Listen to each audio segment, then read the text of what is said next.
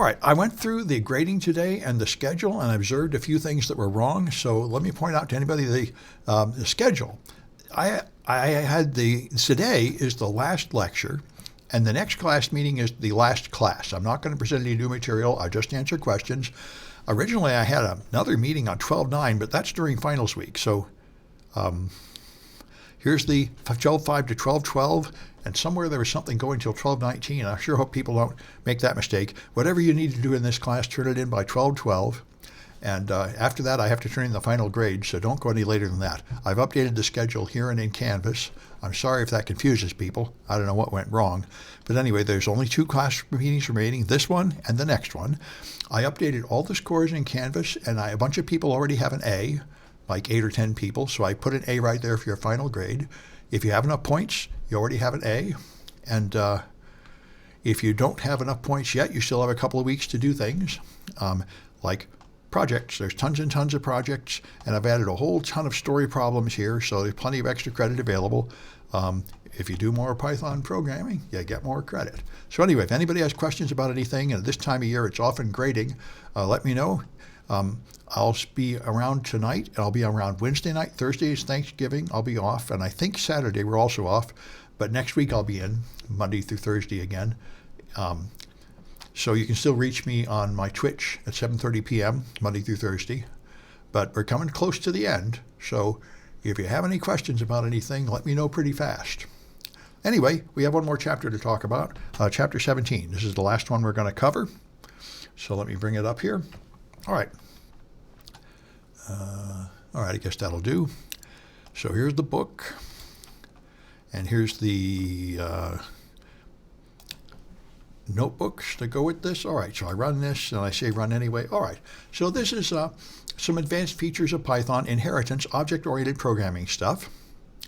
So we're going to make cards. We're going to represent playing cards to play a game, like poker or bridge or something. And that's a good example of a familiar object that has a lot of properties and stuff, so we can practice making classes and such.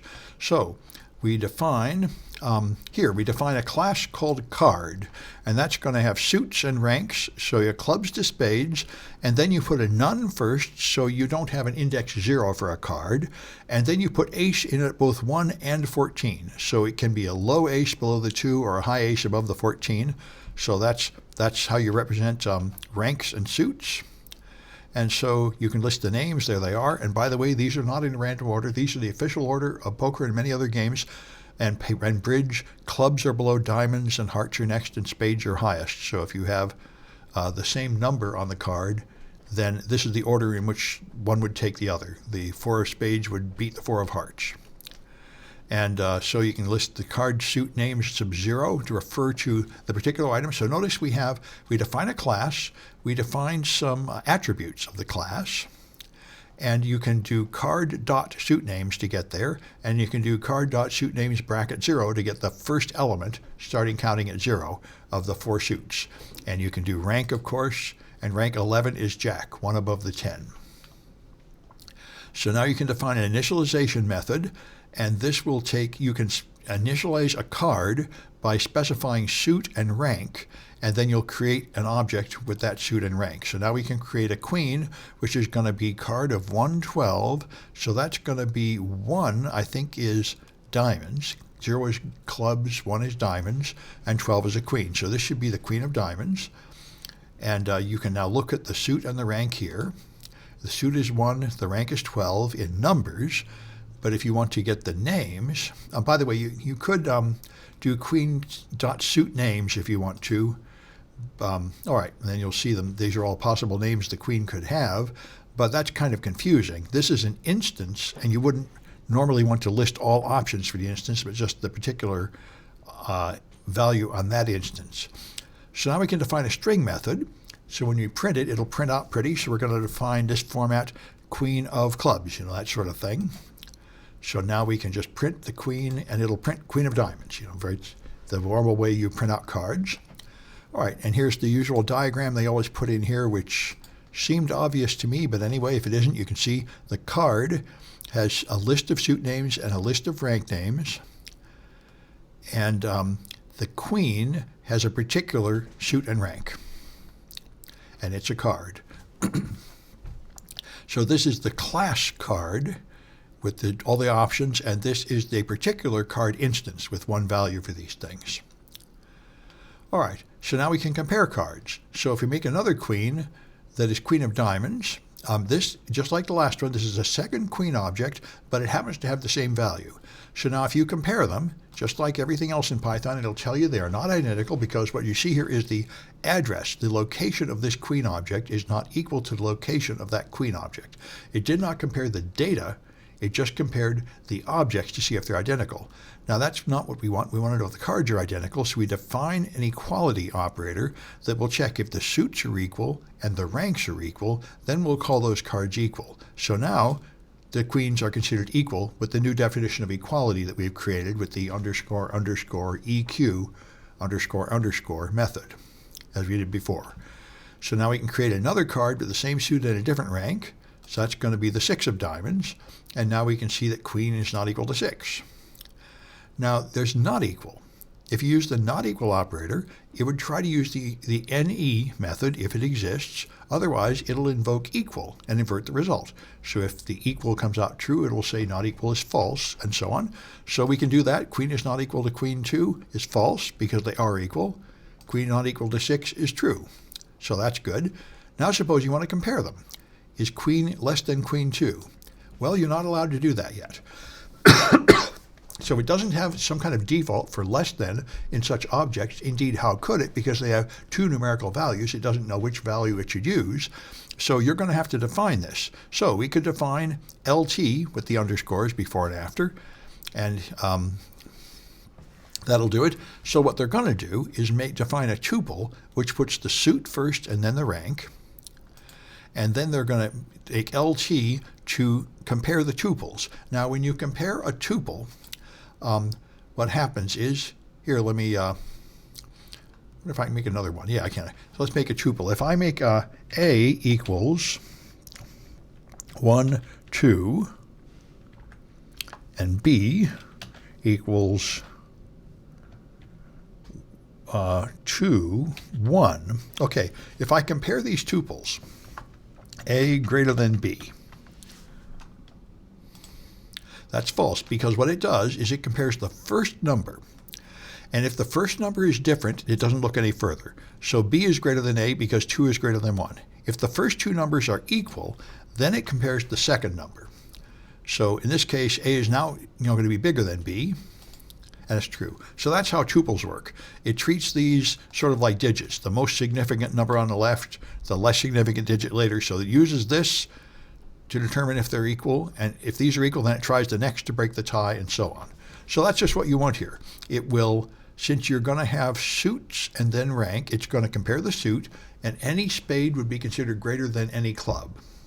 So that's the idea. The suit will count first, and only if the two suits are identical will it then compare the ranks. That's one way to determine if one card is better than another. So that's the game. So now we can see if 6 is less than queen, and it's true because they're both in the same suit. And if you use the greater than operator, it'll use GT, but if it doesn't exist, it'll use LT and reverse it. So defining either less than or greater than is enough to make this meaningful. But now if you want less than or equal to, then we're going to have to define that here, again with the tuple, less than or equal to, defining an LE. So now we can do queen less than or equal to queen 2, queen less than or equal to 6 is false. And greater than equal, of course, is implied by less than or equal. It'll just use the less than or equal and then reverse the output, or put the arguments in the opposite order, that sort of thing. All right, so that's cool. So now we've defined cards. Now we want to define a deck of cards. So a deck is a group of cards, and so it'll have a list of card objects. And if we want to create a list that contains the 52 cards in a deck, then they have a static method that's going to let the suits go from 0 to 3 and the rank go from 2 to 15. So it will count, and that, remember, it doesn't include 15. It goes from 2 to 14. It stops less than but not equal to the endpoint, and 14 is the ace. It's the high ace. So it's going to have one instance of every card and create those cards and append it to the list. So this will create a list of 52 cards. All right, and so we can see here cards that's make cards. So we make a deck and we can see the length of it is indeed 52. All right, so now we can print the deck. So here's a string method to print the deck, and what it's going to do is for each card, get the string version of the card and then put a carriage return and join that. So to get one long string that has carriage returns in it for each card. So that's one way to do it. And so we're going to make a short deck with just 2 cards, just so we can print it. And now if we print it, it shows Queen of Diamonds, carriage return, 6 of Diamonds. Notice when you print it out this way, the carriage return is there, and that's sort of ugly. That's not the best way. That's the string itself. So if you print the string, then it will do the usual thing by showing the carriage return this way, so you get a nice chart like that. All right. And so now, to deal cards, we're going to need a way to deal a card out of the deck into somebody's hand. So here we're going to take a card by just popping a card off the end of the list. That's one way to do it.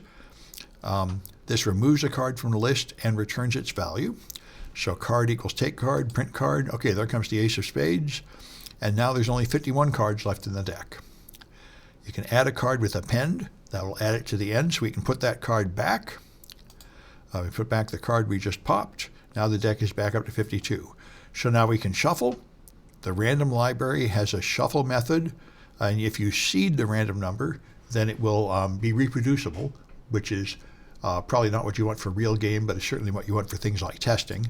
And so now it'll shuffle it, randomly interchanging those items, shuffling the deck. And now if we print the first few cards, you'll see they're in no particular order.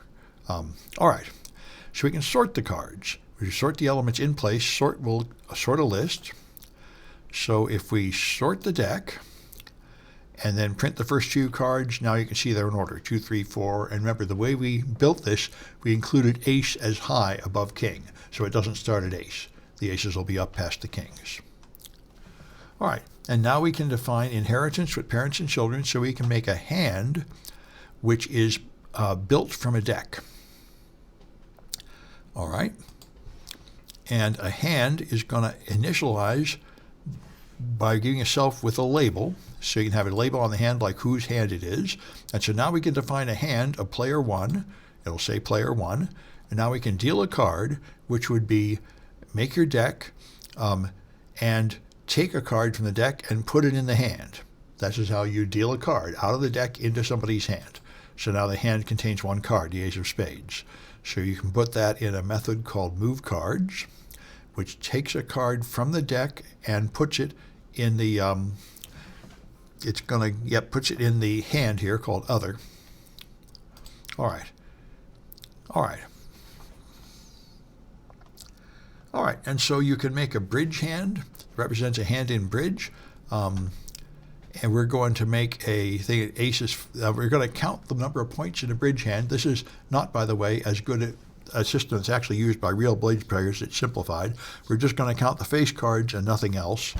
And so an ace is worth 4, king is 3, queen is 2, and jack is 1, just as an example to get going. So now we can figure out if we get a rank of a card, we can get the string representation, use a dictionary to get its score. Let's see. So we have rank is 12. Then you get the rank name. Then you make a dictionary. Well, this sure seems like the hard way to do it. I mean, since the rank is already a number, I would have just taken rank minus 10 or something and keep it only if it's positive. That would do the same thing. But anyway, somehow they're looking it up in a table here. So a queen is worth 2. All right, that's another way to do it. And that's what this dictionary does. That's one way to do it. That's, of course, more general. In this case, since it's just a simple numerical value, that could have been something else. But anyway, so queen is worth 2. So now we're going to loop through the cards in a thing called bridge hand and add up all the point values, defining card point count. And so now we can make cards deck. We can do random seed of 3 just to get ready.